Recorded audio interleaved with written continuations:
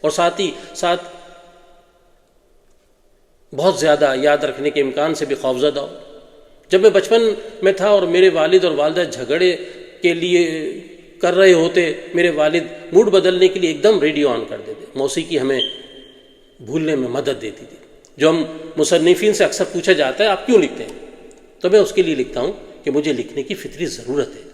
اس لیے کہ میں دوسرے لوگوں کی طرح عام کام نہیں کر سکتا،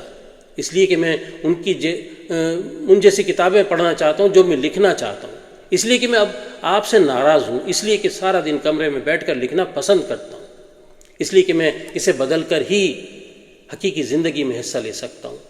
اس لیے کہ میں پوری دنیا کو جاننا چاہتا ہوں۔ میں لکھتا ہوں کیونکہ مجھے کاغذ قلم اور سیاہی کی خوشبو پسند ہے، اس لیے کہ میں ادب پر یقین رکھتا ہوں، ناول کے فن پر میں کسی بھی چیز سے زیادہ یقین رکھتا ہوں، اس لیے کہ میں ایک عادت ہے، ایک جذبہ ہے، اس لیے کہ مجھے بھول جانے کا ڈر ہے۔ میں لکھتا ہوں کیونکہ مجھے شان اور دلچسپی پسند ہے جو لکھنے سے مجھے ملتی ہے۔ میں اکیلے رہنے کے لیے لکھتا ہوں، شاید میں اپنی اس لیے لکھ رہا ہوں کہ مجھے یہ سمجھنے کی امید ہے کہ میں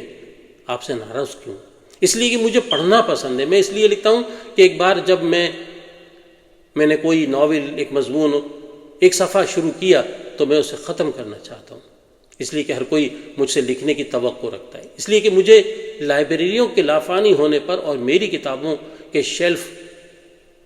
پر بیٹھنے کے طریقے پر بچکانا یقین ہے۔ اس لیے لکھتا ہوں کہ زندگی تمام خوبصورتیوں اور دولت کو الفاظ میں بدلنا دلچسپ ہے۔ میں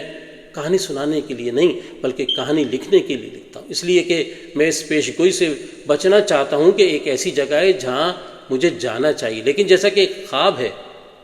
میں وہاں تک نہیں پہنچ سکتا، اس لیے لکھتا ہوں کہ میں کبھی خوش نہیں رہ سکا، اب خوش رہنے کے لیے لکھتا ہوں۔ ایک بار میرے والد مجھے ملنے میرے دفتر آئے، ہمیشہ کی طرح وہ میرے لیے چاکلیٹ کا بار لائے۔ وہ بھول گئے تھے کہ میں اب 48 سال کا ہوں۔ ہمیشہ کی طرح ہم زندگی، سیاست اور خاندان کے بارے میں باتیں کرتے اور ہنستے رہے۔ ایک لمحہ ایسا آیا جب وہ میرے والد کی نظر اس کونے پر پڑی جہاں انہوں نے اپنا سوٹ کیس چھوڑا تھا